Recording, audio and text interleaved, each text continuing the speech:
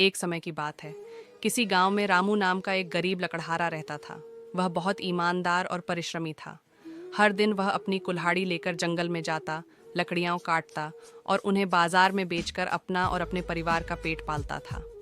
एक दिन की बात है, वह हमेशा की तरह जंगल में लकड़ी काट रहा था। अचानक उसकी कुल्हाड़ी हाथ से छूटकर पास ही बहती एक गहरी नदी में गिर गई। वह बहुत घबरा गया क्योंकि वही उसकी रोजी रोटी का एकमात्र साधन थी। वह नदी के किनारे बैठकर रोने लगा और सोचने लगा कि अब वह अपने परिवार का भरण पोषण कैसे करेगा। उसकी सच्ची पुकार सुनकर उस नदी में रहने वाला एक जल देवता प्रकट हुआ। उन्होंने रामू से पूछा, वत्स, तुम क्यों रो रहे हो? रामू ने हाथ जोड़कर कहा, हे देवता, मेरी कुल्हाड़ी नदी में गिर गई है। मैं बहुत गरीब हूँ और मेरे पास लकड़ी काटने के लिए यही एकमात्र साधन था।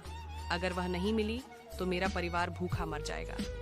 जल देवता उसकी ईमानदारी परखने के लिए नदी में डुबकी लगाए और जब वह ऊपर आए तो उनके हाथ में एक सोने की कुल्हाड़ी थी।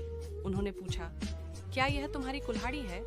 रामू ने कुल्हाड़ी को ध्यान से देखा और विनम्रता से कहा, नहीं देवता, यह मेरी कुल्हाड़ी नहीं है। मेरी कुल्हाड़ी लोहे की थी। जल देवता फिर नदी में उतरे और इस बार चांदी की कुल्हाड़ी लेकर आए। उन्होंने फिर पूछा, क्या यह तुम्हारी कुल्हाड़ी है? रामू ने फिर सिर हिलाया और कहा, नहीं देवता, मेरी कुल्हाड़ी तो साधारण लोहे की थी।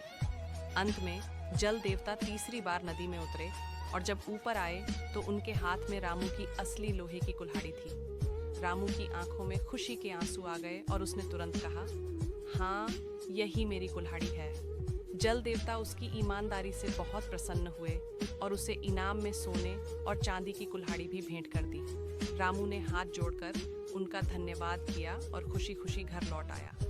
उसकी ईमानदारी की चर्चा पूरे गांव में फैल गई। लोग उसकी ईमानदारी की प्रशंसा करने लगे और उससे प्रेरणा लेने लगे। इस प्रकार रामू की ईमानदारी ने उसे न केवल समृद्ध बनाया बल्कि उसे गांव में सम्मान भी दिलाया।